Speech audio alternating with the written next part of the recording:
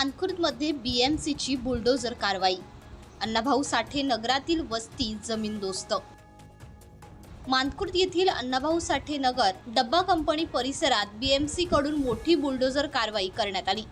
या कारवाईत अनेक झोपड्या जमीनदोस्त करण्यात आल्या असून स्थानिक नागरिकांचे मोठे नुकसान झाले आहे। वस्ती बेकायदेशीर असल्याचे प्रशासनाचे म्हणणे असले तरी रहिवाशांनी तीव्र नाराजी व्यक्त केली आहे। वस्ती उभी राहत असताना प्रशासन कुठे होते असा सवाल नागरिकांकडून उपस्थित केला जात आहे। तेथील अनेक कुटुंबियांकडे रेशन कार्ड, मतदान ओळखपत्र असून त्यांनी वर्षानुवर्षे येथे वास्तव्य केले आहे।